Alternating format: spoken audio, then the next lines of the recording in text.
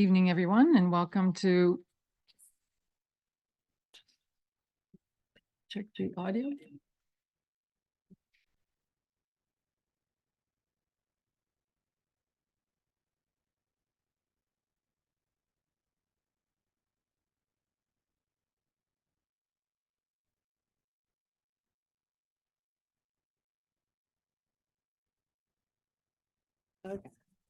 Okay, take two.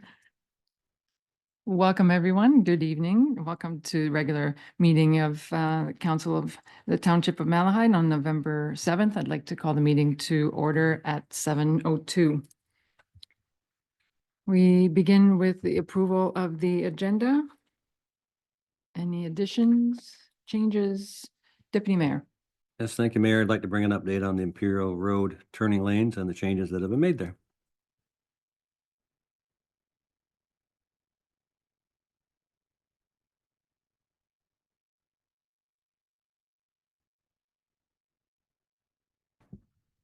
Okay, thank you for that. Any other changes to the agenda? Addition to the agenda or? I'd like to address the music program and swimming program in East Elgin. Stuff was in the paper and we've been working on the music program well, my son was in the repertoire before they canceled it. So we've been working on that for a bit and just wanted to discuss that a bit. So is there an item, is there business for council to consider? Do you want to put it under like announcements or something you want to share, make the community aware as opposed to something that council has to act on? Okay, so we'll put it in announcement. Any other additions or changes? Seeing none, may I have a motion, please? That the November 7th, 2024 regular council meeting agenda be approved as presented with the following addition, section N, new business item, update on Imperial Road. Mover and seconder, please. Councillor Serna moves, Councillor Lewis seconds, all in favor? That is carried. Next is disclosure of pecuniary interest. Anything to declare? None today. Next is announcements. Councillor Wilson. Yeah. Please. Sorry. Just want to share. what- Yeah, just want to have a talk about the music program at East Elgin and the swim team stuff. It's the slippery slope. You start cutting stuff and then what's next and what's next, and then you justify closing the school because it doesn't have the programming that other bigger schools have. Well, yeah, because you cut the programming. And for those who may not have seen what the issue is, you want to share that with the community? And whose decision it was? Well, I think a lot of it has to do with just budget cuts at the board level, but it's more local administration. Don't want to point fingers directly, but it's, there's basically once you start making cuts and you don't have anyone fighting for it, then what? Then it's no opposition to the cuts that are being made. Well, there is lots of opposition to it. It's just letting them know that there's lots of people pissed off about it and that you just can't take it laying down. It's say something, do something. Okay, so good awareness of for the community to stay on top of the developments on that issue and contact trustees, contact school board, and those who are making those decisions and can influence them. Councillor Serna, did you have a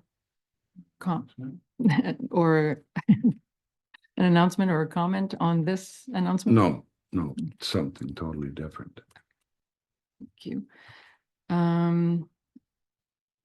So thank you for that, Councillor Wilson. As far as other announcements, certainly on behalf of the township, I'd like to express our sincere condolences to Councillor Leach and acknowledge the passing of our esteemed member of our community, Paul Faulds. As everyone knows, he wore many, many hats over the years, and including the deputy mayor for the township. And the tributes have been pouring in, so there's very little that we can add. But I know personally, I have the privilege of even sitting at a debate table during an election campaign. And I mean, everybody knows it, but his generosity and commitment to the township and the betterment of the community was just palpable. And I'm sure everybody could share so many stories. So yeah, he will be sorely missed, a big gap in the community. And luckily his contribution and legacy will be felt for many generations, including having the next generation sitting on council. So anyone else? Okay. So we'll move to adoption of the minutes from our previous meeting. So that would be the one from October 17th. Any errors or omissions in the minutes? Seeing none, may I have the motion, please? That the minutes of the regular meeting of council held on October 17, 2024 be adopted. Mover and seconder, please. Councillor Wilson moves. Deputy Mayor Widner seconds. All in favor? That is carried. Okay, we move on to public meetings. So we have 3 public meetings this evening. And so we'll start with the first one by calling the meeting to order with the resolution, please. That the public meeting relating to the zoning bylaw amendment D14 Z1224 of Bill and Anne Marie Reimer be called to order at 7:09 PM. Mover and seconder, please. Councillor Serna moves. Councillor Leach seconds. All in favor? That is carried.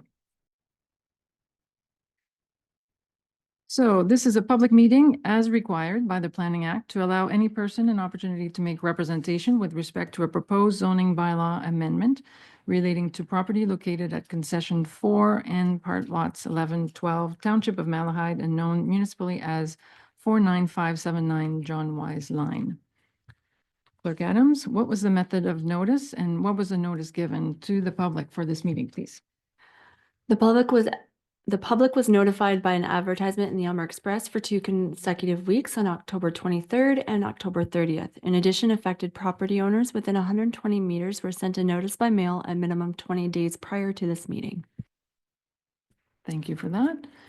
Mr. Steele, could we have an overview of this application? And you can let us know if there were any other comments received, and welcome to our chambers. Nice to have you in 3D. Over to you.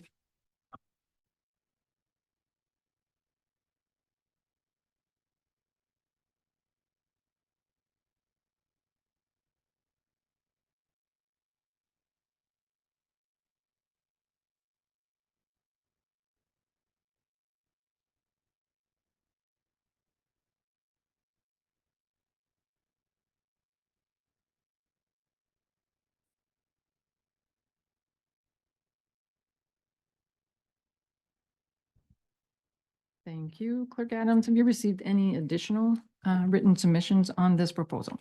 No additional comments have been received. And is there anyone in person who wishes to add comments? Good evening, Dave Rode.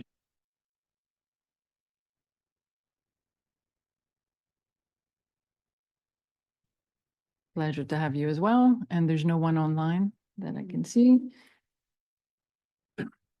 Okay, so I'll turn it over to members of council. Any questions or comments? Seeing none, seems pretty straightforward. So if there's no further discussion, then please be advised that any person wishing further information regarding the passing of the proposed bylaw amendment should contact the clerk. And for now, we can proceed with the adjournment and the consideration of the planner's report with the following resolutions. We'll start with the adjournment first. The other one first. or the other one first? Yeah. Okay. That report number DS 2452 entitled Zoning Bylaw Amendment Application of Bill and Anne Marie Reimer, authorized agent David Rowe, be received, and that the zoning bylaw amendment application number D14Z1224 of Bill and Anne Marie Reimer, Co. David Rowe, relating to the property located at Concession 4, North Part Lots 11-12, Township of Malahide, 49579 John Wise Line, be supported for the reasons set out in this report. Thank you. Mover and seconder, please. Counselor Serna moves, Counselor Lewis second, all in favor? That is carried. Now we can adjourn. That the public meeting relating to the zoning bylaw amendment D14Z1224 of Bill and Anne Marie Reimer be adjourned at 7:12 PM. Thank you. Mover and seconder. Counselor Serna moves, Counselor Leach seconds, all in favor? That is carried. So we'll proceed to the next meeting and we'll call that one to order, please. That the public meeting relating to the zoning bylaw amendment D14Z1324 of Bill and Anne Marie Reimer be called to order at 7:13 PM. Mover and seconder, please. Counselor Serna moves, Counselor Wilson seconds, all in favor? That is carried. So this one is a public meeting as required by the Planning Act to allow any person an opportunity to make representation with respect to a proposed zoning bylaw amendment relating to property located at Concession 5, Part Lot 13, RP 11R 9058, Part 1, and Concession 5S, Part Lot 13, Township of Malahide, and known municipally as 49780 and 49718, John Wise Line. Clerk Adams, what method of notice and what was the notice given to the public for this meeting? This meeting was advertised to the public in the Elmer Express for 2 consecutive weeks on October 23rd and October 30th. In addition, affected property owners within 120 meters were sent a notice by mail at minimum 20 days prior to the meeting. Thank you for that. Mr. Steele, an overview, please.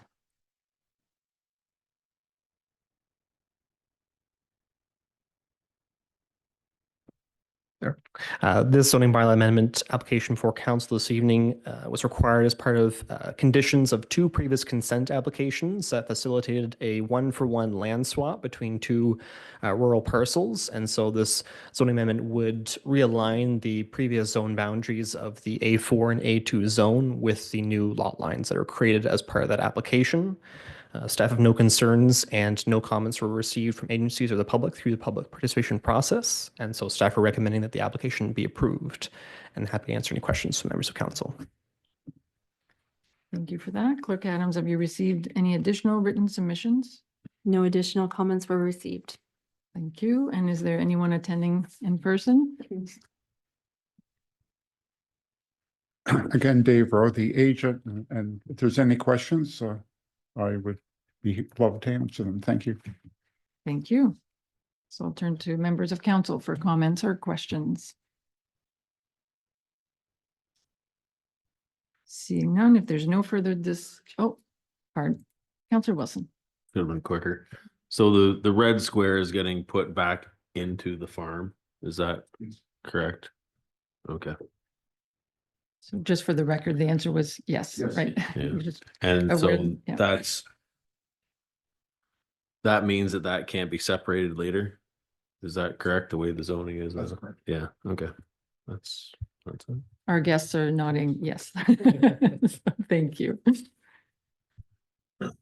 Thank you for those questions and answers. So if there's no further discussion, then please be advised that any person wishing further information regarding the passing of the proposed bylaw amendment should contact the clerks. And for now, we'll proceed with the consideration of the planner's report and then the adjournment.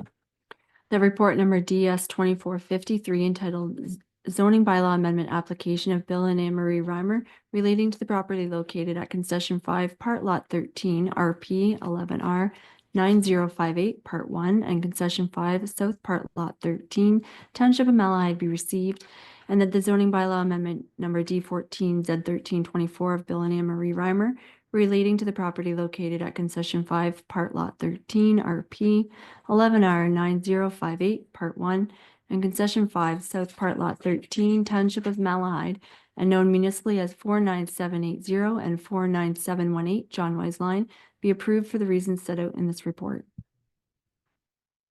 Thank you. Mover and seconder, please. Deputy Mayor Whitner moves. Councillor Wilson seconds. All in favor? That's carried. And the adjournment, please. That the public meeting relating to the zoning bylaw amendment D14 Z 1324 of Bill and Anne Marie Reimer be adjourned at 7:17 PM. Mover and seconder. Councillor Lewis moves. Councillor Cerna seconds. All in favor? That is carried. And our last public meeting for this evening shall be called to order with the following resolution, please. That the public meeting relating to the zoning bylaw amendment D14 Z 1124 of David Thiessen and Elizabeth Thiessen be called to order at 7:17 PM. Mover and seconder.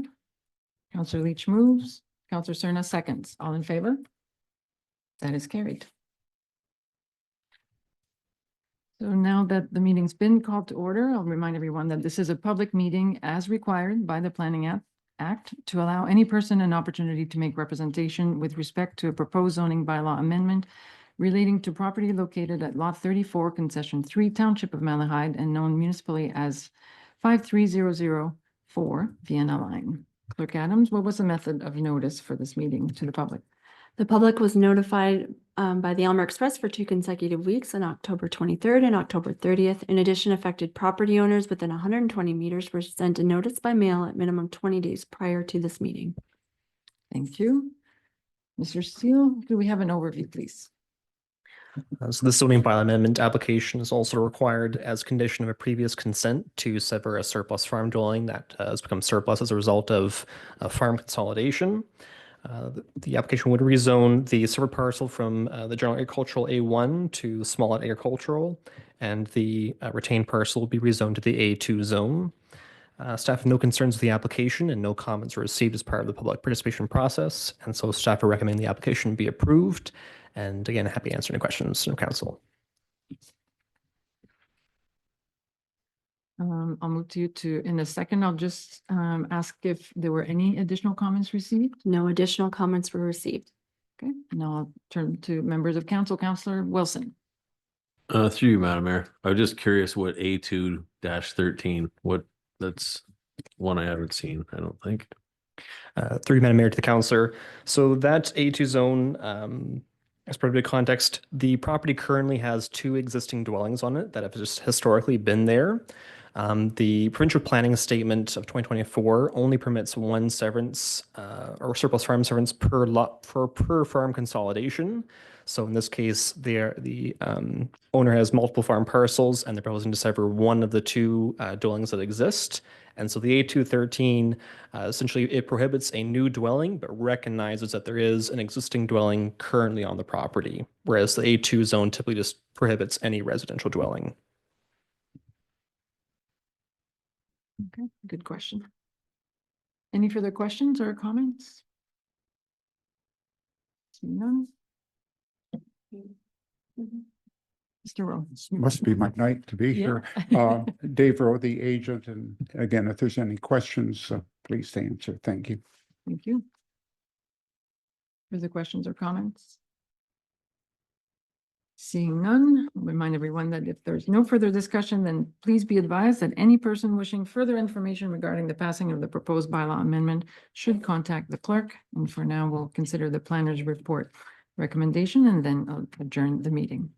The report number DS 2451 entitled Zoning Bylaw Amendment Application of David Thiessen and Elizabeth Thiessen relating to the property located at Lot 34, Concession 3, 53004 Vienna Line be received, and that the zoning bylaw amendment application number D14 Z 1124 of David Thiessen and Elizabeth Thiessen relating to the property located at Concession 3, South Lot 34, and known municipally as 53004 Vienna Line be approved for the reasons set out in this report. Thank you. Mover and seconder, please. Councillor Lewis moves. Councillor Leach seconds. All in favor? That is carried.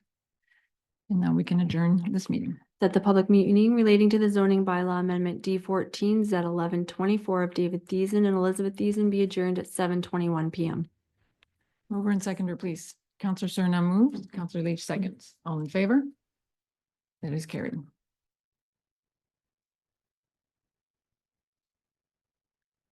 Thank you, Mr. Rowe, for being here also in person. We'll move on. Have a nice evening. We'll move on to delegations. We're pleased to welcome Jamie Chapman of the Aylmer and Area Chamber of Commerce to speak to us about the Harvest Festival proposal.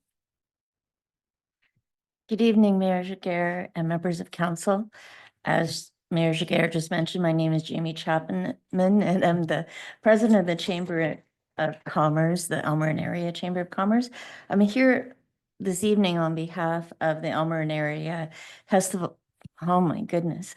Aylmer and Area Heritage Festival Committee to seek your support. Over the course of the last few years, Aylmer and surrounding area has received its share of challenging media coverage. It is the committee's belief that through collaborative and inclusive events, we can reshape the narrative and foster a stronger, united community. The Aylmer and Area Heritage Festival is a community-centered initiative aimed at celebrating our unique heritage and bringing the community together as a whole. We're working closely with several area service clubs, local business, and cultural groups, including members of our local Mennonite community, to create a diverse and inclusive event that reflects the rich tapestry of the Aylmer and area, as well as celebrating our rural heritage. In order to successfully launch this event, we're requesting a community event grant from council.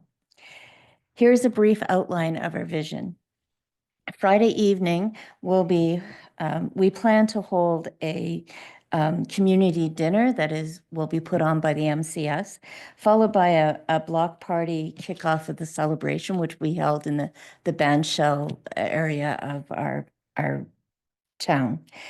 On Saturday, we will feature cultural performances at the bandshell, a handmade craft market, and doors open program. With the support, with your support, we will handle the administration and promotional aspect and ensure the community-wide participation. And Doors Open is a program that had been utilized in the past, and it's kind of not been used for the last few years, and we would like to bring it back. And we would use areas in Aylmer as well as Malahide, if you agree. Doors Open offers a valuable tool for economic development to participating communities. While participating in Doors Open events are predominantly local, there's also a sizable portion of participants who are not local to the community. While visiting the area, these tourists spend on food and restaurants, and it's reasonable to assume that while visiting, potential for spending at local businesses also increased. Additional activities include collaboration with the library for a quilt show, and we are exploring opportunities with the Fair Board to host additional events at the fairgrounds. Sunday, we are working on a community church service, as well as old-fashioned children's games, and a community breakfast. At this time, an inclusive list of performances is not available, as it is largely dependent on available funding. Currently, we're able to share that the hope is to offer 3 band performances on Friday evening. Saturday will feature a performance by a renowned local string musician and potential performance by the Aylmer Community Band, offering a mix of music genres and styles that will be appealing to all. We are also pleased to have the opportunity for a presentation and learning experience from members of the Indigenous community. They will share stories and offer a drumming demonstration with opportunity for audience participation in learning some of their songs. We hope to also offer similar demonstrations for additional cultural groups. These performances require the rental of a suitable sound system. An estimated cost is included in our budget. The estimate includes the cost of an operator for the system and lights necessary for the Friday evening block party. With regard to our budget line for Doors Open, we are erring on the side of caution for that estimate. It would include registration fee for the program and any potential materials which would be necessary for us to promote the event. As a major sponsor of the festival, the Township of Malahide will be recognized in our promotional materials as well as partnering in making the festival a reality. With council support, we believe the Heritage Festival will enhance community spirit, stimulate local economic growth, and attract visitors who will discover Elmer area's charm and heritage. Thank you again for your time this evening and the opportunity to outline our festival. Thank you. And I believe there been a submission to the grant. Yes. The Township Grants Program, and the grant committee will be reviewing the application. I think next week we have a meeting. Any further comments or questions from members of council? Councillor Leach? Thank you, Madam Mayor. To Ms. Chapman. What is the date again? The date is September 19th, 20th, and 21st of 2025. Okay. It seems like a great way to showcase our local area. Thank you. Councillor Cerna? Thank you. What is the total cost of this weekend gonna be, do you estimate? We have an estimate of just under 30,000. We've asked for a grant from Elmer, a grant from Malahide, but we will also be asking for sponsors for this event. So we will do fundraising on our own as well.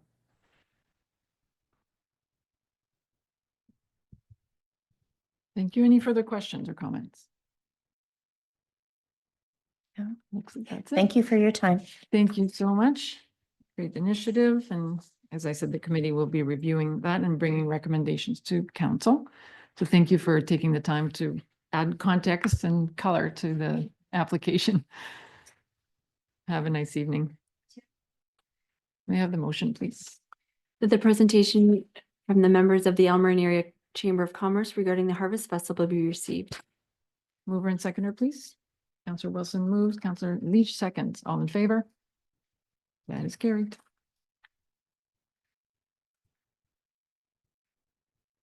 Okay, next we move to the consent agenda. So these are all items that were considered by the Committee of the Whole at our last meeting and are ready for council's approval. Okay, let's proceed. That all items listed under approval of business from the October 17th, 2024 council agenda be approved and the recommendations listed in Part A to C therein be adopted. Mover and seconder, please. Councillor Lewis moves, Councillor Cerna seconds. All in favor? That is carried.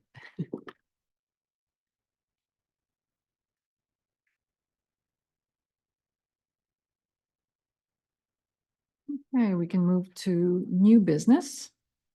We have a few applications. We'll begin with the application for consent to sever from John and Claire Burks. Mr. Steele. So before council this evening is a servants or for comment, a servants application number E87-24. Applies for property located at 50275 Wilson Line. The owners of the property own multiple farm parcels and are looking to sever the existing dwelling as a surplus farm dwelling and convey it to a new owner. Staff reviewed the application against the applicable planning criteria and believe that all those criteria are met through the application, provided that the recommended conditions are applied. And so staff are recommending the application be supported and that the recommended conditions be forwarded to Land Division Committee for its consideration. I'm happy to take any questions from council. Any questions or comments? Seeing none, we'll proceed with the motion. The report number DS 2446 entitled Application for Consent to Sever number E87-24 of John and Claire Burks be received, and that the application for consent to sever of John and Claire Burks on behalf of Donald Laverne Ferguson relating to the property located at concession 9, part lot 9, part 4, 5, and 6, geographic concession Gore STR and known municipally as 50275 Wilson Line be supported for the reasons set out in this report, and that this report and the recommended conditions be forwarded to the Land Division Committee for its review and consideration. Thank you. Mover and seconder, please. Councillor Lewis moves. Deputy Mayor Widner seconds. All in favor? That is carried. We'll move on to the next application, severance application. Mr. Steele. So this consent application E89-24 is also a surplus farm dwelling servants consent application for the property located at 49888 Nova Scotia Line. Again, staff have reviewed the application against all the applicable planning criteria and believe all are satisfied, subject to the recommended conditions being applied. And so staff are recommending the application be supported and the recommended conditions be forwarded to Land Division Committee for its consideration. And have taken any questions from members of council. Thank you. Questions, comments?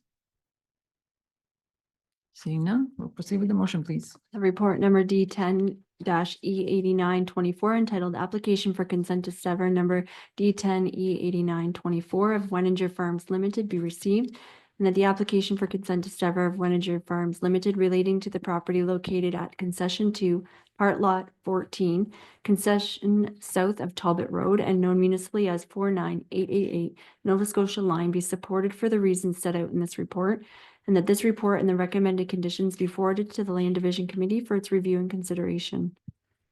Thank you. Mover and seconder? Counselor Surna moves, Counselor Wilson seconds. All in favor? That is carried.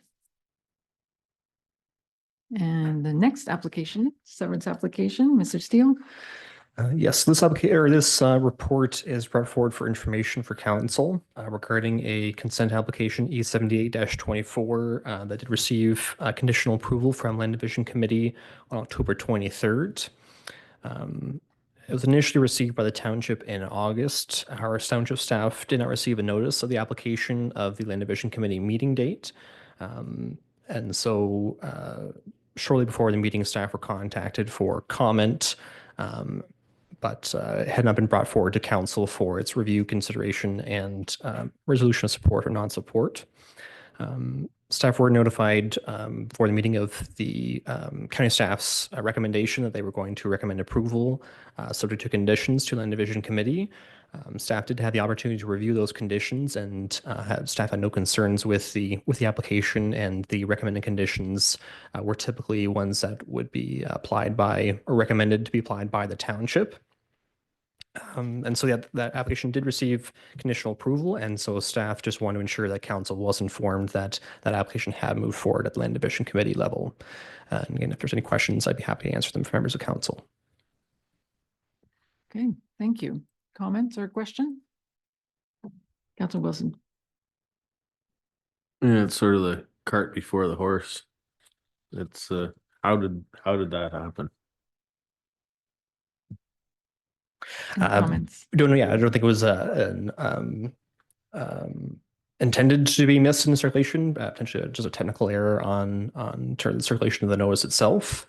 But we're definitely township staff are sort of noting this and are going to ensure that this kind of thing doesn't happen again.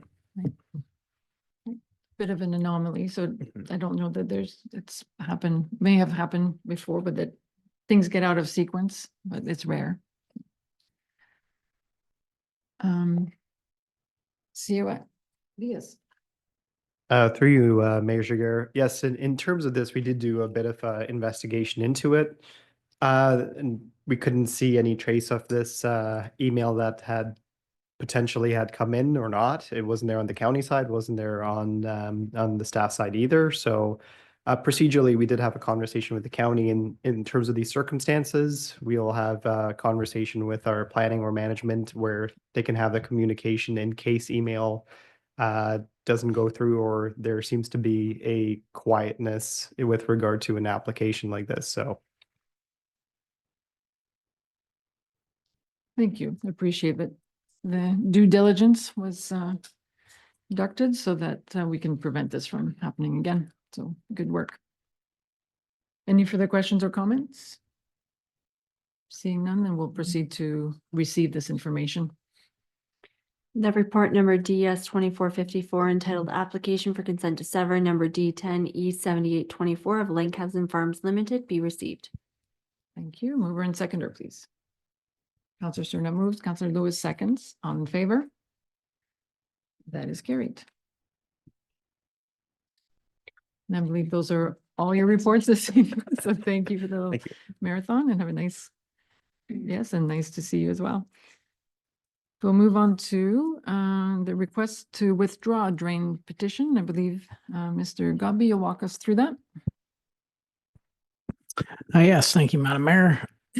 Through you to council, report PW 2440 is a request to withdraw a drainage petition. Basically what happened here is back in April of this year, council received, or staff received a petition, brought it forward to council. We assigned the engineer in May. The engineer met on site with the landowners and some of the neighboring landowners. And essentially through this process and through the conversations that were had there, the original petitioner and landowner who was looking to have some drainage improvements completed on his property has decided to withdraw his petition and complete any of the required drainage works as private works outside of the Drainage Act. So what that means is that any of the costs incurred by the engineer to date are going to be assessed directly to that petitioning landowner who first applied and then withdrew. The township incurs no costs. And going forward, this particular landowner will be working directly with this engineering company to solve their problems on their own. If there's any questions or concerns, I'm happy to help. Thank you for this overview. Any questions or comments? Seeing none, so we'll proceed with the motion, please. The report number PW 2440 entitled Request to Withdraw Drain Petition Colio be received, and that council will authorize the clerk to accept the request to withdraw the drainage petition from Tristan Colio, the original petitioner. Thank you. Mover and seconder. Councillor Wilson moves. Councillor Serna seconds. All in favor? That is carried. Next is the Port Bruce Icebreaking Services contract for this year's Mr. Sporn. Thank you, through you, Mayor. This is a report EM 2401 in regards to Port Bruce Icebreaking Services. As you know, we've continually done this year over year to help mitigate any flood concerns, well, some of the flood concerns down in Port Bruce. With the tender we received, it was the one sole bidder, Higgs and Higgs Incorporated, who were the same contractors that did provide us the service last year.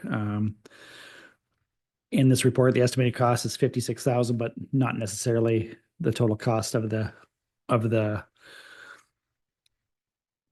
contract itself. Just as the fact that we estimated this for budget reasons, and that includes the price of the setting up the machine, the standby costs for 3 months, and the estimated 40 hours of work.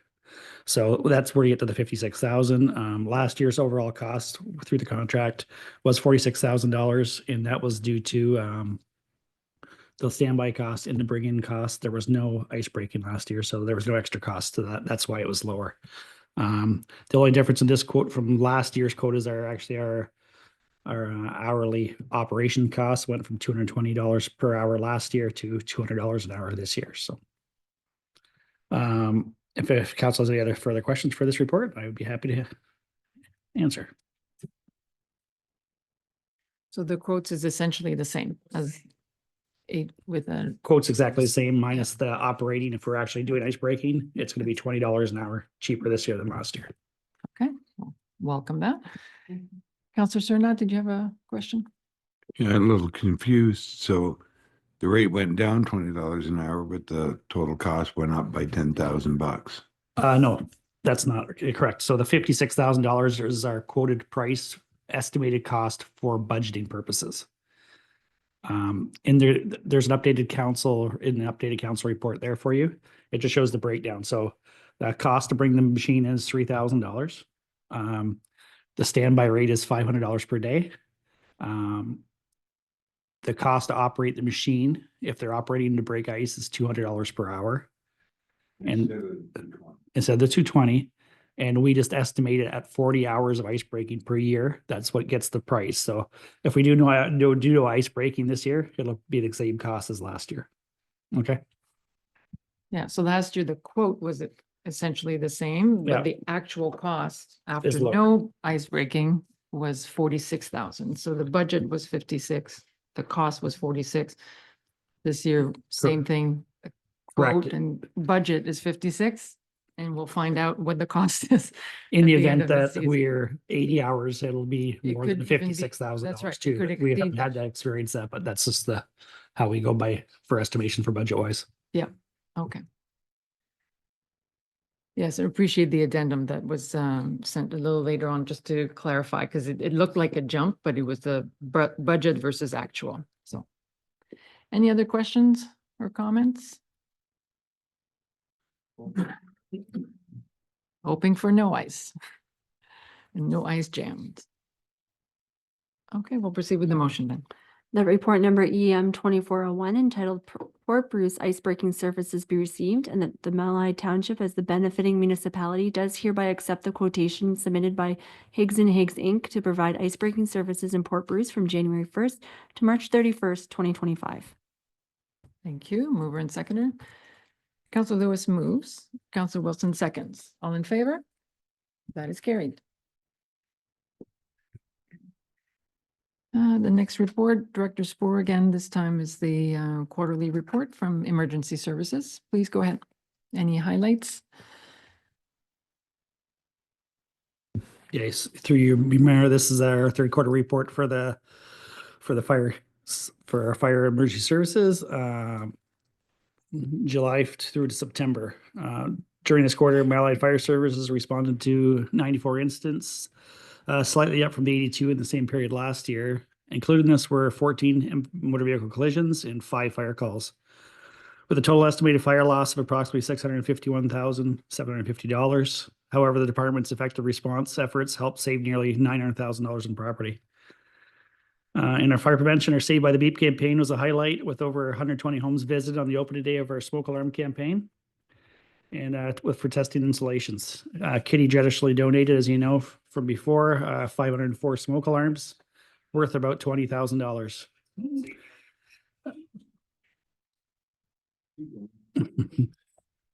This quarter also included training support from Ontario Police College, DZ drivers courses, and community engagements events, including Tim Hortons day camps and several others. If council has any other questions, I'll be happy to answer. Thank you. Questions or comments? Councilor Leach. Thank you, Madam Mayor. Director Spoor, how much has the cost recovery impacted your overall budget? Because there's definitely more funds coming back in as revenue, correct? Based on our motor vehicle collision cost recovery? That's correct. So it does help offset our operating cost. In just for comparison's sakes, the cost recovery in 2023, or sorry, let me get up here.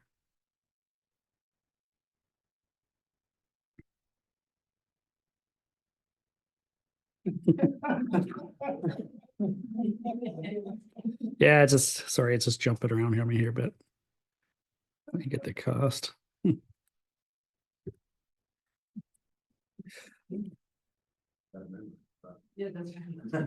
I know roughly what the answer is. Yeah, so at this time of this year, we're at the end of the third quarter, we're at $97,000 before we had the cost recovery bylaw. So this will actually be the first full year of it, where we started in February 2023. So 2023, we had 107,000. After the third quarter this year, we're at 97,000, and prior to the bylaw before, say for 2022, we're at 23,700 for the whole year, and 31,000 for the year before that. So what are the positive effects to your budget going forward? Well, I guess it just offsets the operating cost, right? So if you have an operating budget of $800,000 in there, it's probably 10% of our budget. Director Boylan, did you want to add anything? I think we made a sizable budget adjustment last year for that recovery item. So I think we went from a budget of 40 to 80. So 40,000 roughly saving the taxpayer about 0.5%. And then what we're seeing is that I think we're outperforming even our budget estimate for 2024. So we'll look at that again for 2025. But as Chief Spoor said, the collections after that bylaw has been enacted by council is around 2 to 2.5 times what we were collecting in the past. So it's definitely had a positive impact on the township's finances. Thank you.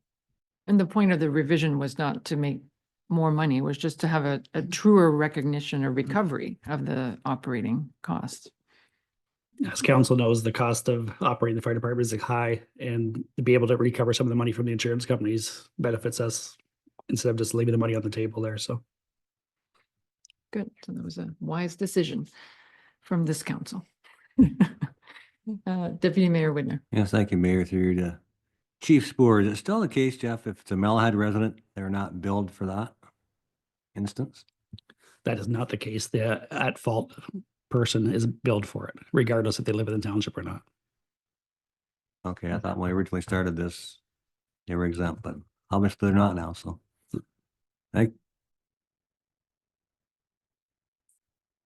Thank you again for those updates. Any further questions or comments? Seeing none, we'll proceed with the motion, please.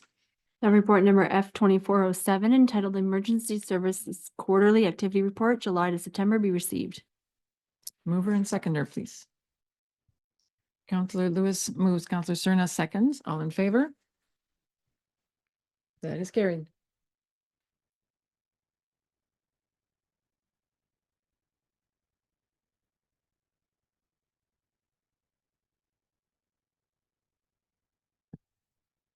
Okay, so next on the agenda, we'll proceed with bylaws, which we can, unless there's anything to be discussed, we can proceed it with one motion.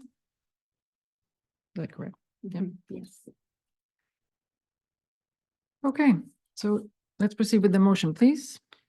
That the following bylaws now be read a first, second, and third time and finally passed. Bylaw 2463, Integrity Commission. We'll read the motion, do the mover and seconder, and then I'll open it up for discussion. 2463, Integrity Commissioner, Closed Meeting Investigator Appointment Bylaw. 2462, Reimer Rezoning 49780 and 49718, John Wise Line. 2461, Reimer Rezoning 49579, John Wise Line. And 2460, Thiessen Rezoning 53004, Vienna Line. Thank you. Mover and seconder. Councillor Leach moves, Councillor Lewis seconds. Any comments or discussions before the vote? Councillor Cerna. Did we talk about the Integrity Commissioner Closed Meeting Investigator Appointment Bylaw? Yes, we did. Okay, I have a question about that. The lawyers, there's an appointment of a lawyer in there? Right? CODS, do you want to answer that specifically? Thank you, Mayor Jaguar, through you. Yes, so this law firm was a existing firm that was conducting this service. Part of what the change was to, I believe, renew that service under the contract renewal terms. Okay, can I ask what the hourly rate for that law firm is? Through your worship, I don't have it offhand. It was presented a few weeks back at council. It was an RFP rate that was conducted through the county that was provided to all lower tier municipalities if they chose to enact those services. It is only a service that we pay for if council contacts them for their advice or if they have to act on our behalf to do any investigations. Essentially, I have spoken with a few others who have renewed their services, and there are not necessarily that many firms willing to do this or companies willing to do this, like Mark McDonald used to do under his company before he retired. It's a service that is hard to find and hard to come by. And if you do find it, they're not as experienced, nor are their turnaround times very quick. Okay, because Did Yeah, you? so just to clarify that, so this item was discussed by council a couple weeks I ago. know, and you we know were my s- feelings about we it. Yes, so you made your feelings. Quite, it known was in the paper. at that I don't time. care. I just, And- before we make this a bylaw, Right, I'm gonna fight it till the end. You know that. And to me, it's money not well spent. And, I just want to know how much money we're technically wasting here. Okay, because I don't think we need a lawyer at all to start with. And if we're gonna get a lawyer, we want to get as cheap as one as we can, because how often have we actually used one? In the 10 years I've been on this council, have we ever had to call an integrity commissioner in here? Have we called him once? so. No, we haven't. We haven't No. called him once. So We haven't Councillor had to Sherwood- have a lawyer right. in here once for council business. So what I want to clarify again is the fact that if we don't use, we don't pay. So the benefit of this contract is that it has no retainer. Previous arrangements, like with Mr. McDonald, for example, I believe there was a retainer involved, at which point we were paying whether we were using the services or not. This one, if we never call, we never get a bill. But if we call, how much are we paying? That's what I want. So Same and we want to clarify that under the act, we are absolutely required to have someone appointed. So I understand that, I think your comment is about the hourly rate that this firm has put in their contract, and it is high. But but like I said, we don't pay if we don't have to access the services. There is no money being spent then by from our ratepayers. Deputy Mayor Widner? Yes, thank you, Mayor. Can I find out what the cost is if you do call and ask a question?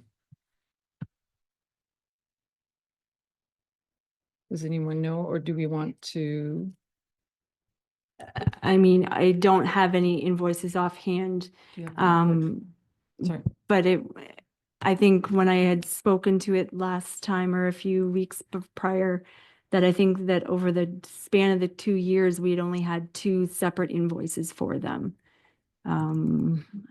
If you give me a minute, I might be able to find those speaking notes.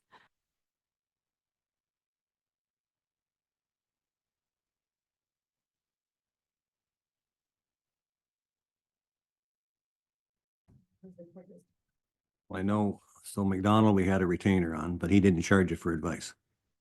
But because you were paying already. Yeah, but that was the offset. We have to have $500 to ask a question. You know, I really have a tough time with that. And we bragged about the ombudsman. We can't use the ombudsman, or is that not an alternative, or? The ombudsman does not do the integrity commissioner service. Okay, who else does this? I mean, there's all these municipalities in Ontario, they can't all use the same firm, can they? I'm just curious. It's got to be somebody cheaper than $700 an hour or $900 I saw, so.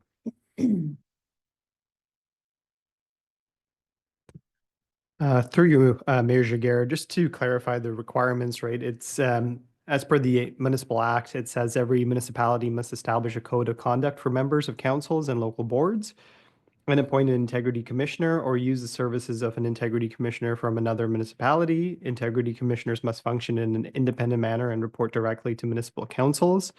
So the act just requires the appointment in terms of council's discretion with regard to what's put in terms of the code of conduct. That's up to council. In terms of who you want to work with in terms of an integrity commissioner, that's completely up to council. The sort of recommendation I'd have with regard to this is you don't want to look at it just as cost alone, but value. Is the feedback that you're getting helpful to you when you call if there is something as a potential conflict? Is the information provided to you beneficial? I mean, that's always a tricky component. I know with lawyers, I've seen rates, for instance, that are half the cost as another one per hour. But with regard to billing, right, there's that sort of flexibility where they can go ahead and tell you, well, this took me 2 hours to do. Well, the other one might do the same work in 1 hour. So the price per hour isn't necessarily always the best comparator in some cases. So by law, we have to appoint someone, but we could never use them and actually access other services or other advice. So we're not forced to use the appointed for if there was another way to access information or advice. Counselor Cerna. The point being, you can have 1,000 lawyers and get 1,000 different opinions, but it's all irrelevant. The cost doesn't mean nothing. Who charges how much per hour? Because it's still council's final decision. So regardless of what this guy says, it all comes back to council. And if they say, yes, you're guilty, if Scott and I have a problem and he's at fault, which probably would be the case, okay? And he's guilty as hell. And the integrity commissioner says this, and the lawyer says this, and it comes before council, and everybody feels sorry for Scotty. And they say, no, forget this, throw it out the window. We spent all that money for nothing, and the world goes on. And poor Ricky gets nothing. I don't even get an apology. But we've wasted all this money for nothing. So yeah, it's to me, this is all irrelevant. And I don't care about the money so much. The fact, like Deputy Mayor said, you know, you call up to inquire about something and it's going to cost you $750 per question. That's ridiculous. We need some scumbag lawyer that charges $50 an hour. Counselor Cerna, can you retreat that? There's no need to pass judgment on. other Okay, professionals. I should have said something, different terminology. I apologize Okay. for that So wording. I just want to We- clarify that what I'm hearing from you, Counselor Cerna, is that you don't agree with the process or the fact that there is a system dictated by the province whereby we must appoint someone. And then if we choose to request an investigation, there is no one forcing us to request an investigation. But ultimately, yes, council has discretion on the Right. commissioner. And all I'm saying is But we need a for this cheaper e- lawyer. For this evening, all I'm saying is that we have no choice, but we have to appoint someone. And the county this went through RFP for the previous contract. This was the best offer, and this is an extension of that contract. Go ahead. Can we separate that from the other rezoning things then? Yes, we can. Do you know who were the mover and seconder? So Councillor Leach and Councillor Lewis, would you agree to an amendment to the motion that will remove the bylaw, the motion related to the bylaw for the integrity commissioner? We'll proceed with the other three bylaws. So your motion would cover only the rezonings, basically. Yes. You agree to that amendment? So so we'll reread that motion so everyone is clear what you're voting on. That the following bylaws be now read a first, second, and third time and finally passed. Bylaw 2462, Reimer rezoning, 49780 and 49718, John Wise Line. 2461, Reimer rezoning, 49579, John Wise Line. And 2460, Thiessen rezoning, 53004, Vienna Line. Right, so this was moved by Councillor Leach, seconded by Councillor Lewis.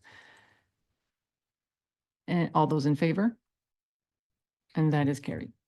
And then we'll proceed with a separate motion. That the following bylaw be now read a first, second, and third time and finally passed. Bylaw 2463, Integrity Commissioner, Closed Meeting Investigator, Appointment Bylaw. Mover and seconder, please. Councillor Wilson moves, Councillor Lewis seconds. Those in favor? And those opposed? And that is carried. Okay, thank you for that discussion. We'll move to the committee of the whole. So may I have a motion for that, please? Resolved that we do now move into committee of the whole. Thank you. Mover and seconder, please. Counselor Lewis moves, Counselor Cerna seconds. All in favor? That is carried. So business for consideration by the committee will begin with the commemorative asset dedication policy. Director Gobi? Thank you, Madam Mayor.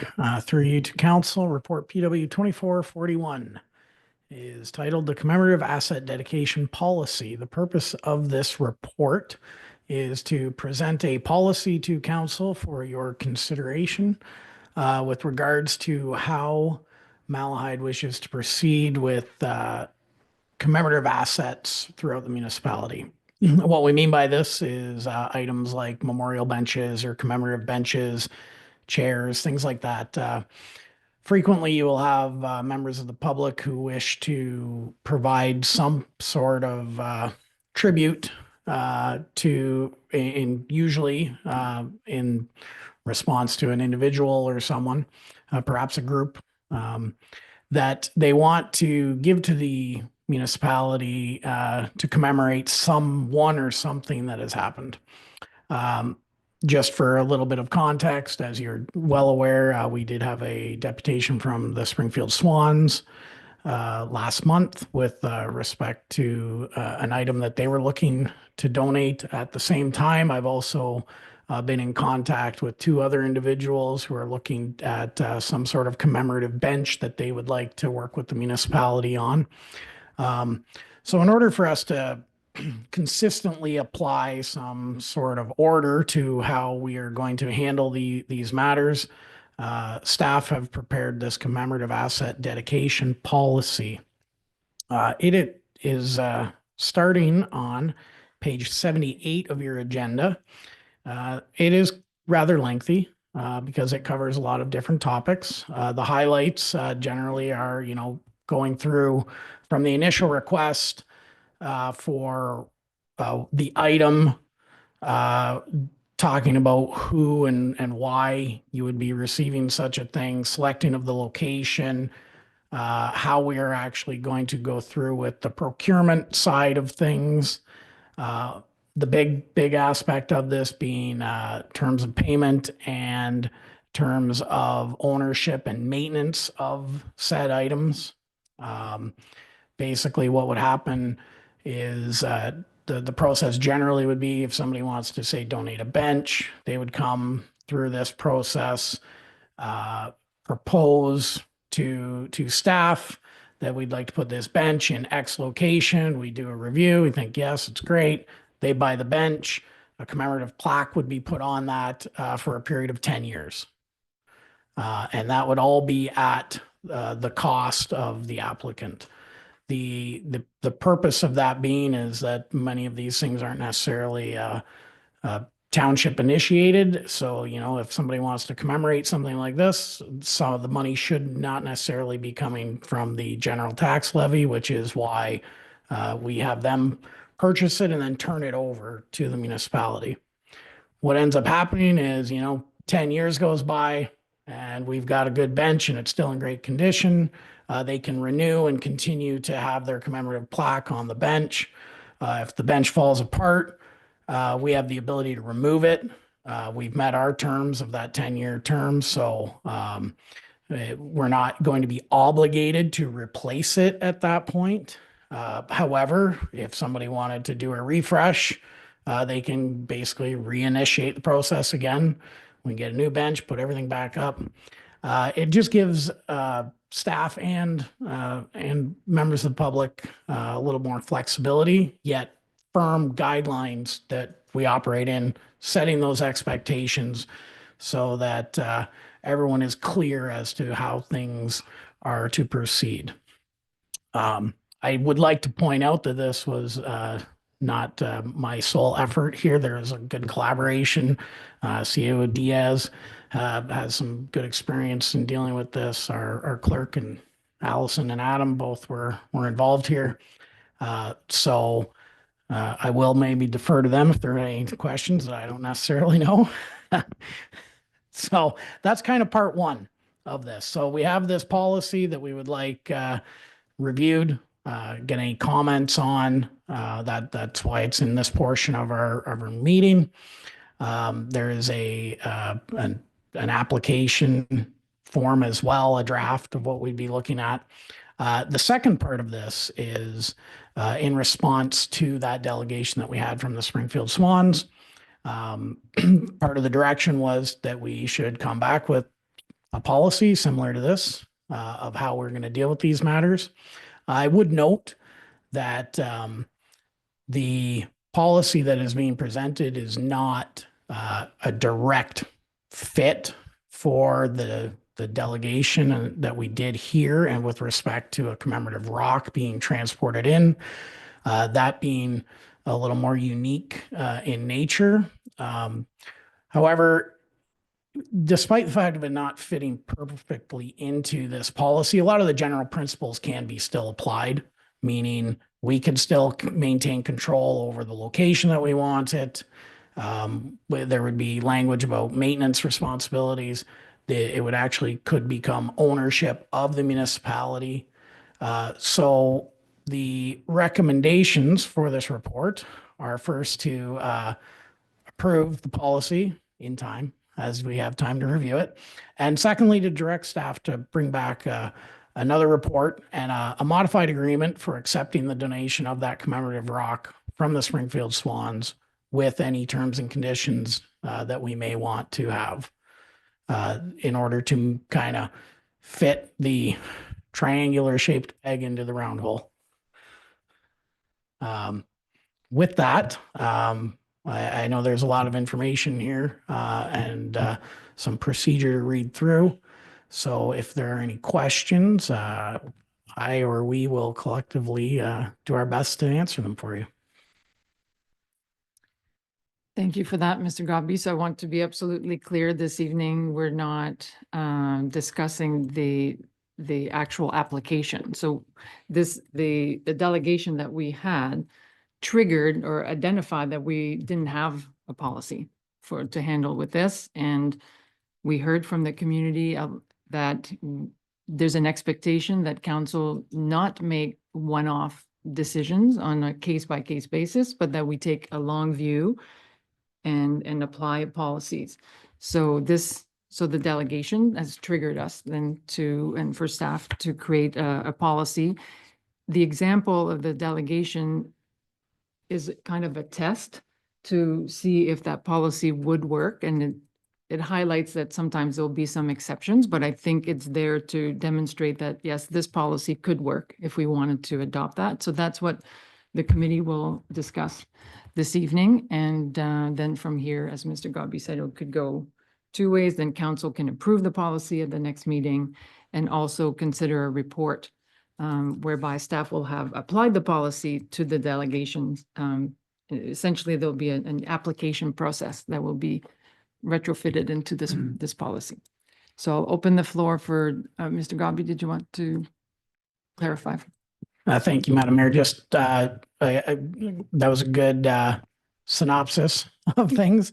I think the only thing I'd wanted to add to that is just to clarify that currently the policy is structured primarily for 3 items, that basically being a bench, a chair, or a picnic table type thing.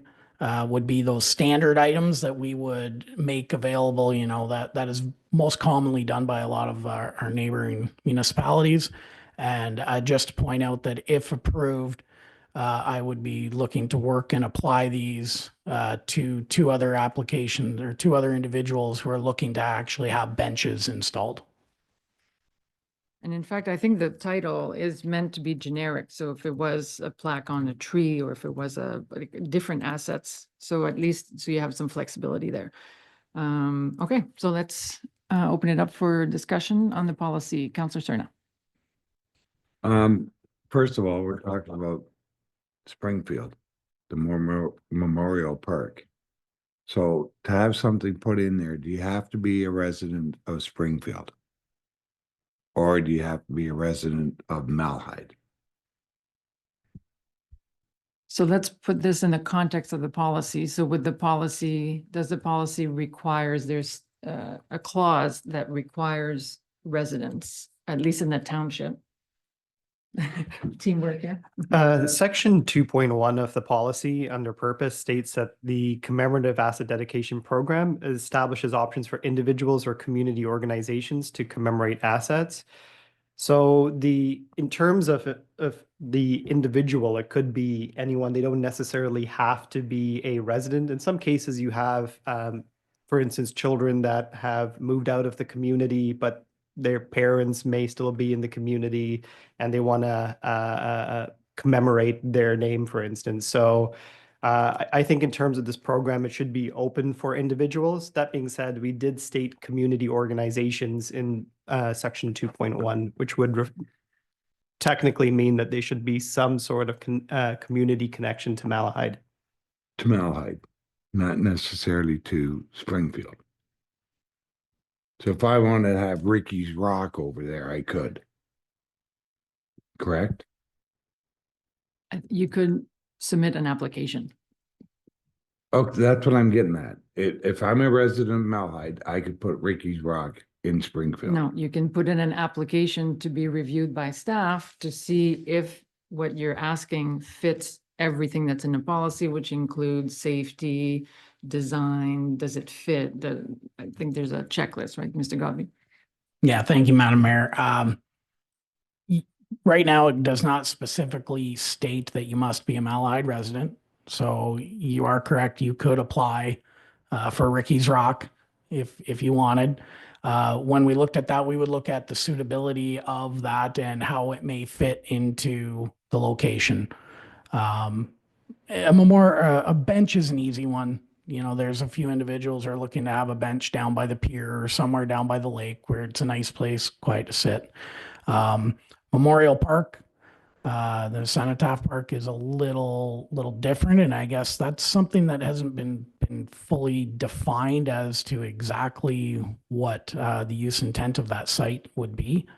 There are currently a number of other smaller memorials, pavers, and other features within that park that have evolved over the years, and we don't want to perhaps shift the focus of that being the memorial park and being for that purpose by necessarily allowing somebody to have Ricky's Rock just dropped in there that doesn't really go with the rest of the theme of the park.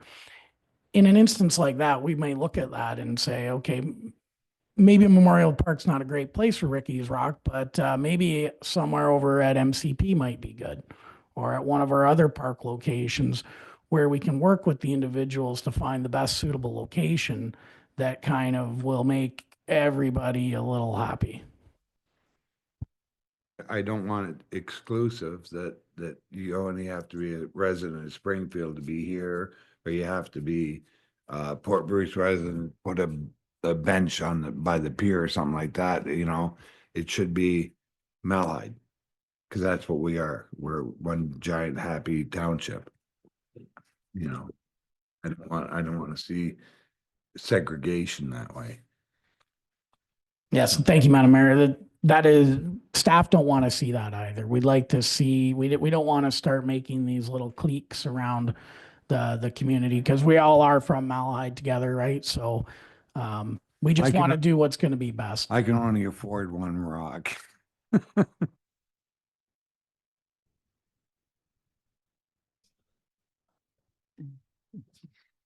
Any further comments or question, Councillor Leach?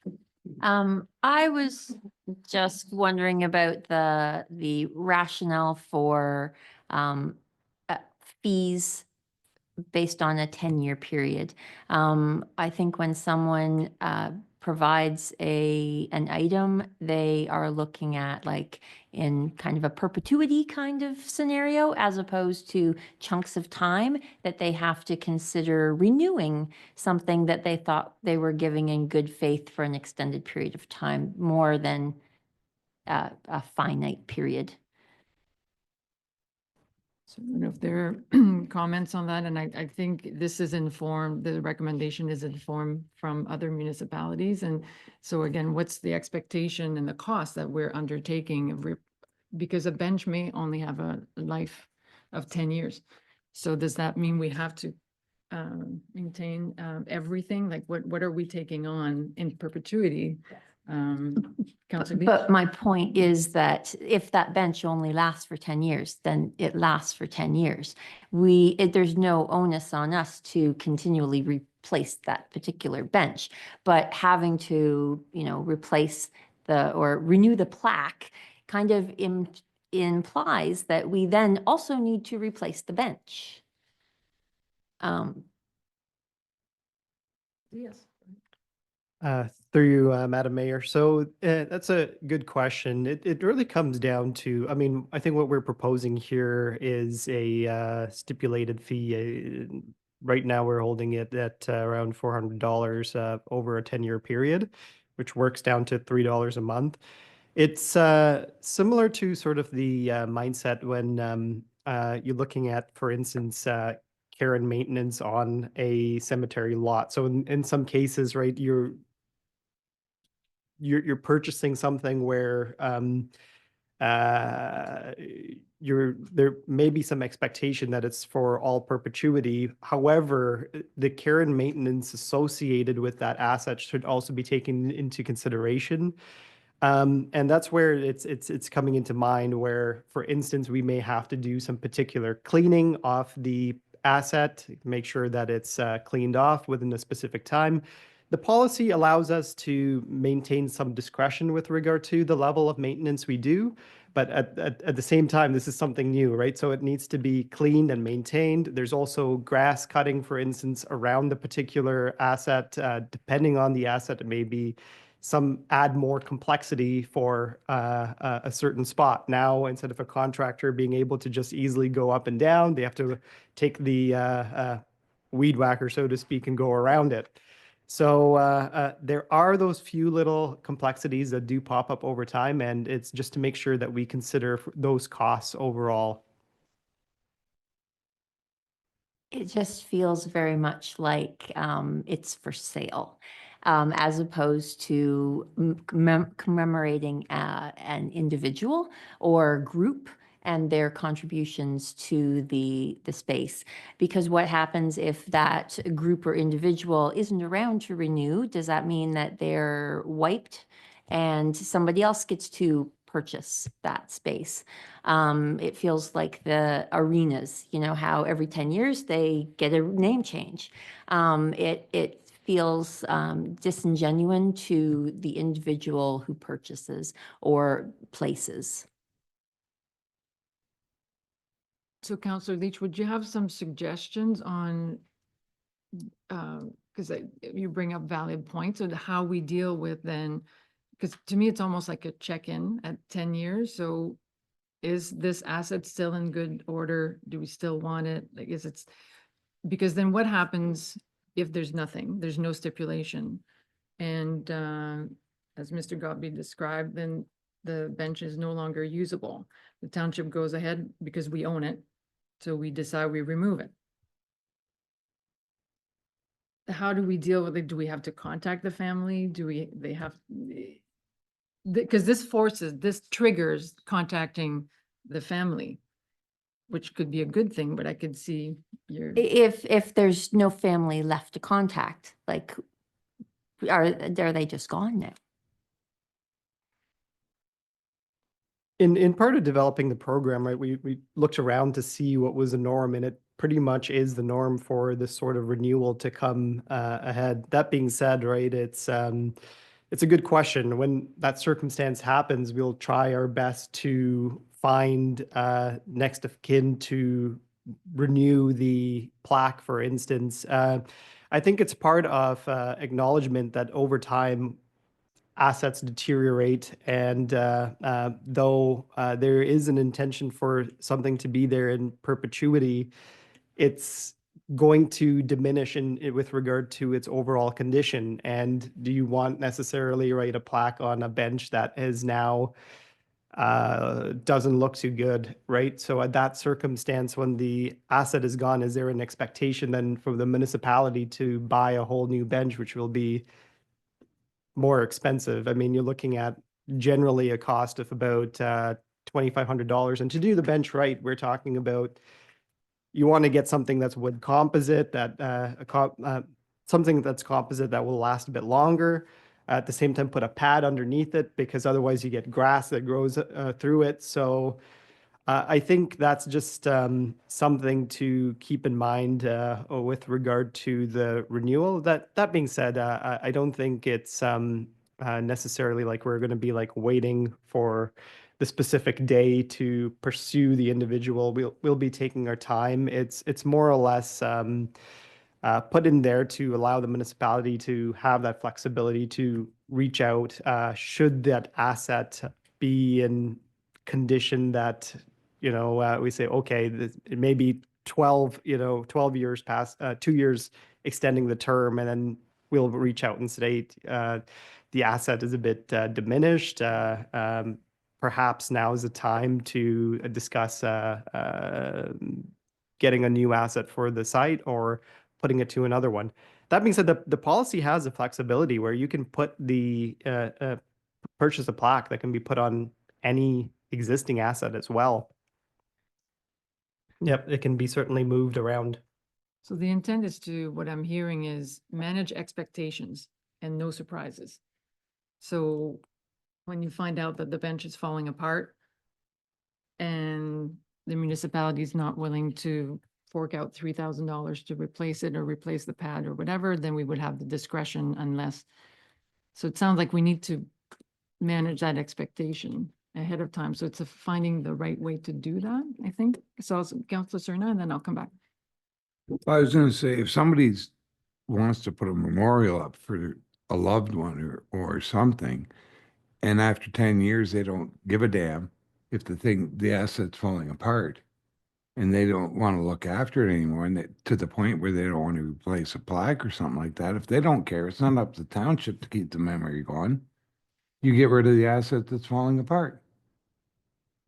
And to me, it's plain and simple. You don't care, we don't care. I hate to say it that abruptly. I don't want to sound like a cold-hearted son of a gun, but I mean, that's just how it goes. I mean, you go through a cemetery, there's some real nice, big, beautiful stones that people keep up well. There's flowers on them on Decoration Day. You go by other ones, you can't even read the damn things anymore.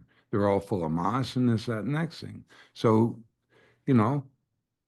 I cleaned up my parent and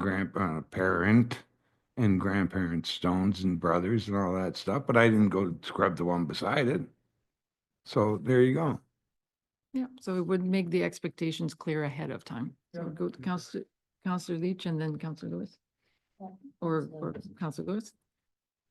Through you, Madam Mayor, I don't see why it couldn't be just a simple 2-line thing on the application also. Do you expect this to be a permanent fixture, or do you plan on this being a 10-year term?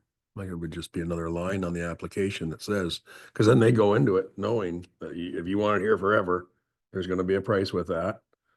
If you want your 10-year term, and then we'll see you in 10 years, because if they're not here in 10 years, they're not going to care. Like there might be others, but they'll have to be labeled or whatever, but like just another line on the application, really. Good ideas? Councillor Leach?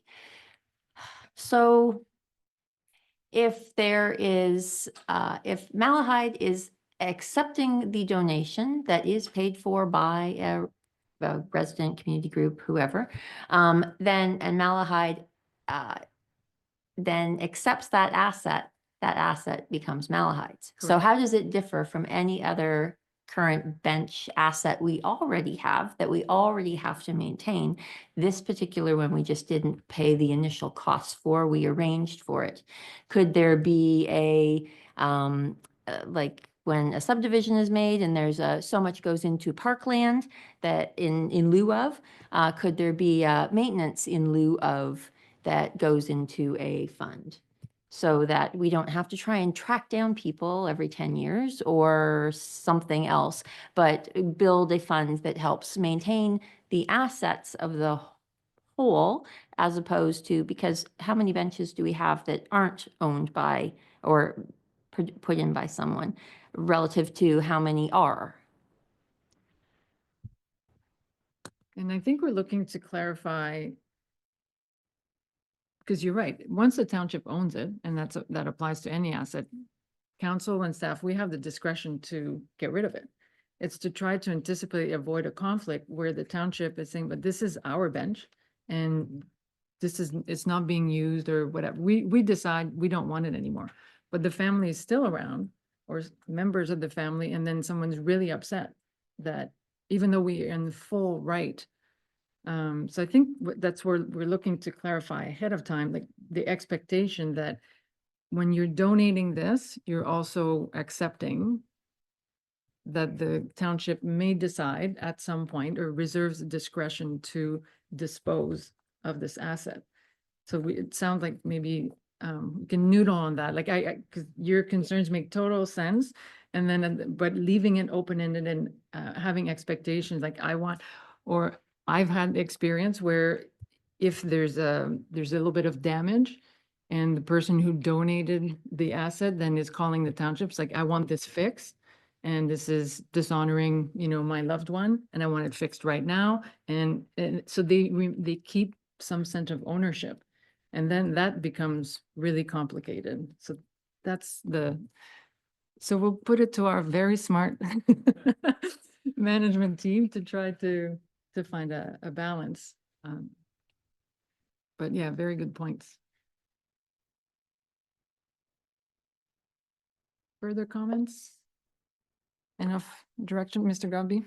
Yeah, thank you, Madam Mayor, and thank you to council. I did take some notes on some of your concerns there already.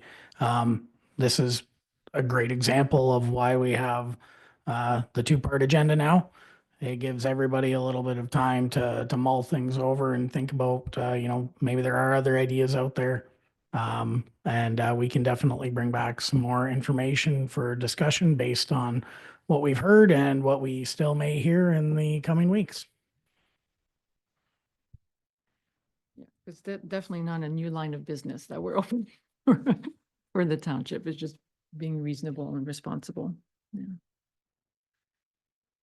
Okay, so there's a motion just to receive this. The report number PW 2441 commemorative asset dedication policy be received. Mover and seconder, please. Councilor Lewis moves, Councilor Wilson seconds. All in favor? That is carried. The next item for discussion by the committee is the recommendation of recreation software. Mr. Gobby, that's yours as well. Yes, thank you, Madam Mayor. Through you to council, report PW 2438 is making a request of council to approve the allocation of some funds through our modernization fund, a total of approximately $14,000 for the purchase and implementation of a new recreation management software. Essentially what that would be a new software package that will allow us to do facility bookings in Malahide. Basically what that means is our facilities that we currently have available for booking include the South Dorchester Community Hall, MCP. Subdivided within MCP, you can book one of three or a combination thereof community rooms.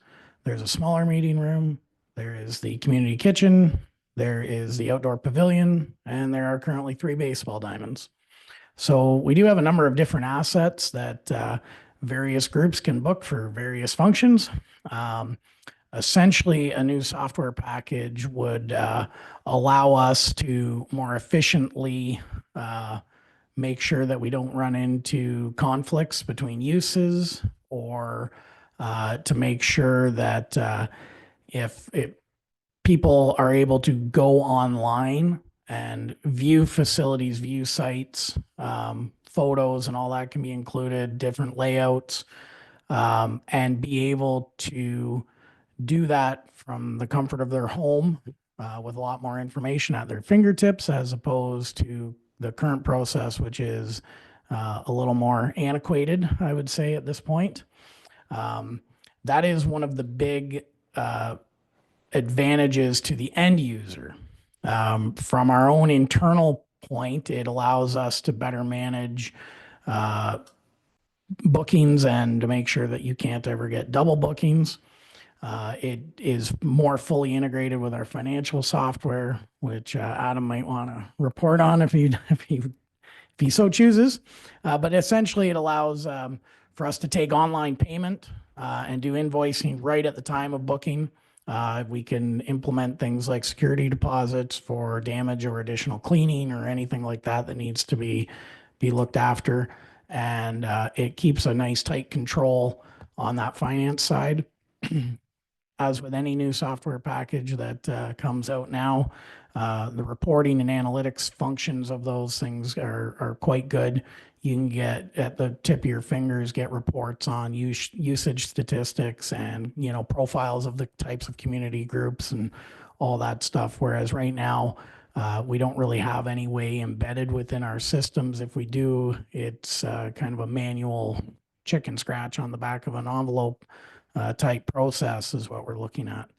So in anticipation of me coming here this evening, we have done a couple demonstrations with a couple different software vendors at this point. The reason we said 14,000 is because they all kind of seem to land in and about that same cost. We're looking at approximately annual budget of about $5,000 a year going forward in order to operate and maintain that package. It's 14,000 year one because there's a lot of implementation cost in order to get it up and running and get all of our information loaded into the system. So in the event council approves this request, we would be looking to have a software selected over the next couple weeks, work on implementation with a goal of early 2025, rolling it out live to all our residents to be able to book. That being said, just to make it clear, it is not a full, there's not going to be a human being to talk to. The human beings at the office are still there, able to take a call and assist those who may not be that computer savvy through the process, or be there to assist some of our larger recurring group renters to get them set up for their annual programs that they run. I'm thinking of like the Optimist, the ball groups. We have Taekwondo, for example, some other regular flyers that use our facilities. Staff will still be there, but for those other one-offs, the software is incredibly intelligent and will be able to help most people kind of do a bit of self-serve to a point. And then when we get closer to the event, that's where you engage more with the humans to help you finalize your details to make your event a success. So with that, I'm happy to have any questions. So again, this is something open for discussion by the committee. Councillor Leach? Thank you, Madam Mayor. So how does the annual $5,000 offset the current, well, I realize we don't have a really great idea of our current costs for staffing to do bookings. But how do you anticipate that will change? Like in terms of staff time, what we would anticipate has happened versus the 5,000 for ongoing, or is the 5,000 just for the program itself? Through you, Madam Mayor, to Councillor Leach, that's a good question. From a staffing resource standpoint, one of the advantages of a software like this being intuitive enough is it allows people to do a lot of the updates as well to their own. Like, I mean, when we get talking about needing to provide insurance certificates, or you want to send in your partial payments, or when payments are due, they can help themselves to all that. There's a lot of automation in the system that can send reminders to say, hey, your event's coming up and your bill is due, or you still need to upload your proof of insurance. You're getting close to your event. Right now, we spend a lot of time having staff trying to chase people down. recognizing that, you know, a lot of people also have jobs and through working hours, it doesn't really go that smoothly. So there's a little degree of chasing your tail that happens and a lot of phone tag. That will definitely be reduced through a better software package like this. Overall, one of the other advantages is we can have multiple staff trained within the building so that, you know, when someone is away on vacation or sick or whatever, there's others that can kind of help navigate through things. We're not necessarily keeping it as focused on one person as opposed to having a smaller team of individuals who can help. So overall, there could be some efficiencies recognized by using this. So our existing staff is not as stretched in terms of trying to navigate the existing phone tag circumstances. Through you, Madam Mayor, bang on the head with that. 100%. It would, it'll definitely be a more efficient use of our staff time, and more efficient use of our, when we get to the point of bringing another facility manager back in, another better use of that individual's time as well. Thank you. Deputy Mayor Widner. Yes, thank you, Mayor. Through to Jason. Jason, do you have any idea how many questions are on this application? How long it would take? Like, is it going to take 20 minutes, 5 minutes? Do you know that at all? Through you, Madam Mayor, to the Deputy Mayor, when we went through two of the demos that we sat through, it'll take a little bit longer for your first time through to set up your profile. Because, you know, that's when you got to input all your personal information and your credit card information if we go credit card payment, that kind of stuff. But it really isn't, from the ones that I had run through, like I'm going to say maybe a 10-minute type process where you can go through the entire thing. By the time you go through and read it, acknowledge the waivers, you know, our rules of what it's like to borrow, if you want to rent our facility, here's the rules where this software will force people to read those. So if they read them, it's going to take a little longer. A lot of people, you know how we all just click, I agree, and next, and all those legalese things. You can fast track through a little bit, but by the time you get through that stuff and then you do some scrolling through, it's really, I think I watched the one go through to book a fictional community hall, and it was about 7 minutes from start to finish in order to get a facility booked. And I really don't know if you'd be able to do it faster on the phone. And you could do it in your pajamas from your couch if you wish.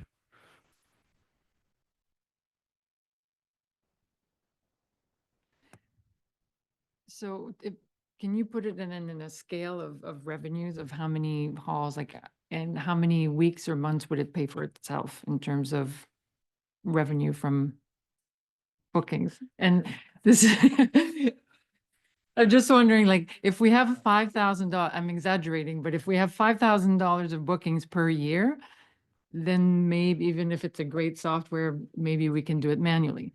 Do you know what I mean? Like, Director Boylan. My understanding of the question is you want us to speak to the volume of rentals that come through the facilities. Right now, we have 129 open contracts for rentals of the facility. That's booking into 2025. So yeah, we looked at like pen and paper as a potentially viable option, but when we realized how many ongoing contracts we're actually juggling and all the intricacies involved with them, like chasing down liquor licenses, insurance, terms and condition acknowledgements, payments, deposits, like there's a lot more to it. Once we got into things that we just kind of abandoned any idea of doing a manual process. Yeah, and that is what I was getting at, is putting it proportionally to, is it like 1% or is it 90% of your revenue? So clearly would be a small percentage and presumably could lead to more bookings because it's more pleasant, it's easier, there's more self-serve. So yeah, Director Godby? Thank you, Madam Mayor. I was just going to add, that's 129 open bookings that have for 2025 that people have already called. We typically will get people only a month or two in advance. We also have not scheduled in, I don't believe, any of our actual recurring events for 2025 yet. So those users that are, the weekly, the ball leagues, the Optimist, who have various nights through at South Dorchester through the course of every month, the Taekwondo, all of those groups on top of that, we're getting into setting up their 2025 dates just now this time of year. So you can definitely see that the total number of use will definitely keep going up. And I believe that may have been even one of the recommendations in the service delivery review going back maybe to 2019, and the modernization fund that the province set out, which I think in the report you mentioned, that's where the money would come from. I think that's a perfect example of getting with the times. Deputy Mayor? Yes, thank you, Mayor, through to Jason. Just to clarify, so I go through the process and I book my hall and everything.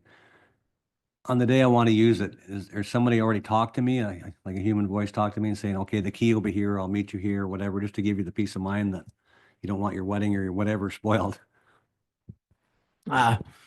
Through you, Madam Mayor, that is a great question, and that is a procedure that we can definitely have implemented.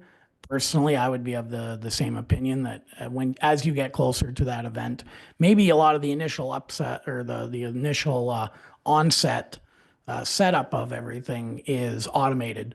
But at the end of the day, as we get closer, there's always those tweaks, especially for large events like weddings or big complicated food events where, you've got coordination that needs to happen with caterers and decorators and all that. And at that point, our staff and our building attendant staff definitely can get in or do get involved right now. And we will continue to have that personal relationship because, that makes a big difference in keeping a positive experience for those people that, you're not just crossing your fingers and hoping that when you show up that everything that you told the computer is correct. Okay, thank you for that. That saves the calls that you'll probably get at 2:00 and the hall's locked and I want to get married. And yeah, what are you going to do about it? Thank you. Okay, good discussion. Looks like there's consensus from the committee for staff to proceed forward and to bring a proposal to council at the next meeting, perhaps. So a motion to receive this report, please. The report number PW 2438 entitled Recreation Software be received. Mover and seconder. Deputy Mayor Whitner moves. Councillor Leach seconds. All in favor? That is carried. We'll go to unfinished business for Imperial Road. I guess it's unfinished and new. Either way. Yeah. So update on, I'm saying unfinished because it's an update on an item that you've discussed before. So go ahead for Imperial Road. Yeah, thank you. In conjunction with some help from the county, we managed to get some new no passing signs up. And the first day they were up, I was called by some residents there and they said, wow, it's working. The police are there and they're pulling cars over. So from what I'm hearing, it's not as bad by any means as it was. So perhaps these signs are a little more clear as to what you're supposed to be doing. I'd also just like to have a discussion. I don't know if I could, but I would consider making that a community safety zone. If you're going to get a ticket, you're going to pay big time for it. And we've got them all over. We did it in the Amish community. I've actually had a couple of residents call me that got a ticket in the community safety zone, and wow, it's no joke. And it really wrecks your insurance too. So, but I don't know what anybody else in this council think, but if it was satisfactory, I'd present it to the county, and I guess it would be up to them to do it. So thank you.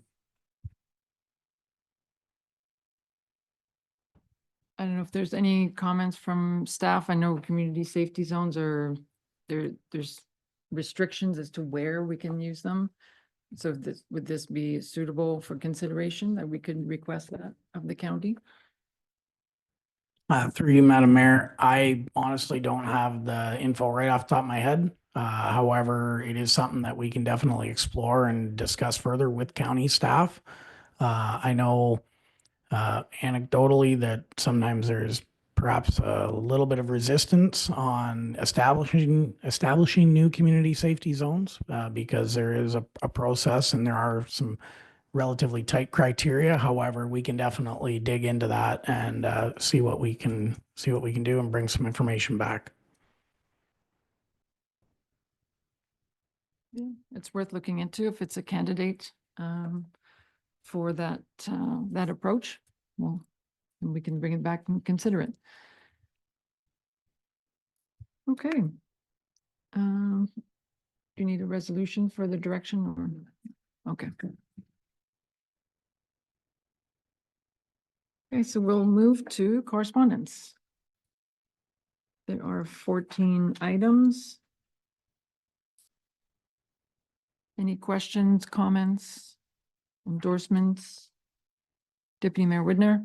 Yes, thank you, Mayor. I'd just like to talk about the town of Petawawa, the OPP 2025 costs. I mean, everybody's getting their new costs and I don't know, it's just not sustainable. I mean, it's a lot of money. I know Norfolk is like 300,000 and plus. Where do we get the money? To the taxpayers, what it is, but I don't know what the answer is. Can the province take some of this back? But our number is going to be what, 100 and he knows. It is later on. It is in the correspondence, but yes, Mr. Boylan. Yeah, so we've attached our OPP billing statement for 2025 in the correspondence. I think it's item 2. So I can walk council through that very briefly. Starting on page 98 of the agenda, our monthly billing amount is going to be approximately $102,000 or $1.22 million per year. So by comparison, our annual policing costs in 2024 was $1,030,000, around $86,000 a month. So that works out to be an 18% increase. That will require the township to generate an additional $190,000 in property taxes for 2025. So a 1% increase in our levy does generate an additional $88,000. So we'd require a 2.16% levy increase to fund this item. In terms of where this is coming from, so there is 2 parts to this, and it's all kind of included in that billing statement. But the first is the fact that the OPP union and the province entered into a new collective agreement over the summer. So their wages are retroactively increasing by 4.75% for 2023, 4.5% for 2024, and 2.75% for 2025 and 2026. So I did do an analysis of our this year's billing statement. I compared it to last year's. The wage costs are going up, but in terms of position count, it's staying relatively the same. So that seems to be the primary cause of the increase in their rates. The second reason that our costs are going up is that the OPP ran a budget deficit in 2023, so they're adding that to our monthly billing amount for 2025, and that amounts to $70,000. So that is a one-time cost to us. It makes it a good candidate to fund through reserves, actually, and that will be a recommendation in the 2025 budget. So by doing that, we bring that impact on our property taxes from the 2.16 to 1.36 for 2025. I'll also add here, multi-year context is important for this item.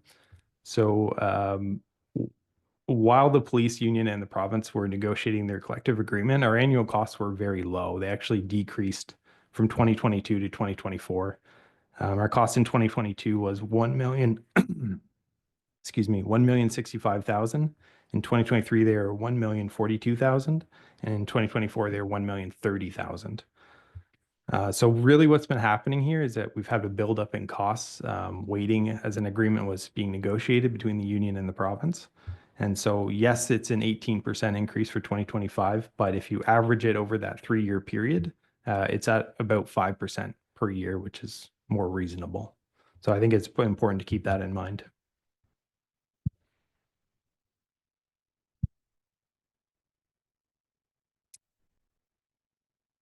Any further comments on this item or other items? And one of the other items, I think, is in the correspondence, the OMPF grant, I guess.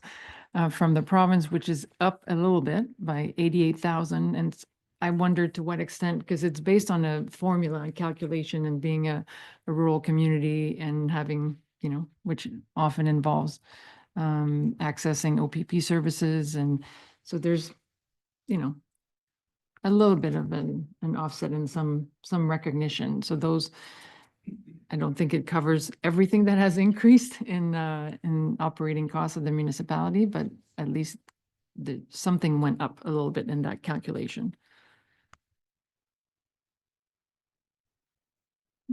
I don't know if you wanted to comment further. Yeah, so it nearly nullifies that increase once we take into consideration the OMPF funding from the province increase, and then we're going to use the contingency reserve potentially subject to council's approval to offset that 2023 budget deficit. Like you'll mostly nullify the increase for the 2025 budget.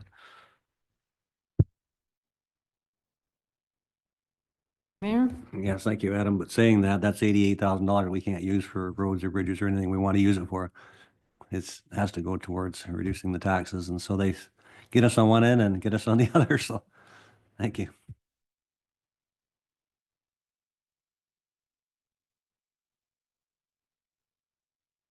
Okay, any further comments or questions or endorsements of any of the items? So Deputy Mayor, for the, was that an endorsement of the OPP item? I forget which item you. Yes, highlighted. just to bring attention to it because it's Right. Okay, so just to bring attention to it. 13 Petawawa.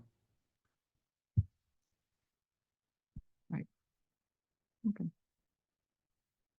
I see no further comments or questions. Do you want an endorsement or it was just for discussion to bring, just for discussion this evening? So, okay, right. Thank you. So we'll just receive the correspondence then. Resolved that the Committee of the Whole support and file all of 14 items. Mover and seconder, please. Deputy Mayor Whitner moves. Councillor Leach seconds. All in favor? That is carried. Okay, so those are all the items for the Committee of the Whole, so we can adjourn. Resolved that we do now move out of the Committee of the Whole and reconvene the regular council meeting. Mover and seconder, please. Councillor Lewis moves, Councillor Cerna seconds. All in favor? That is carried. We do not have any closed session items, so we can proceed directly to the confirmatory bylaw. That bylaw 2464 being a confirmatory bylaw be given first, second, and third reading and properly signed and sealed. Mover and seconder, please. Councillor Leach moves. Councillor Cerna seconds. All in favor? That is carried. Which brings us to adjournment. The council adjourned its meeting at 8:54 p.m. to meet again on November 21st, 2024 at 7 p.m. Mover and seconder, please. Deputy Mayor Whitner moves. Councillor Cerna seconds. All in favor? That is carried. Have a nice evening.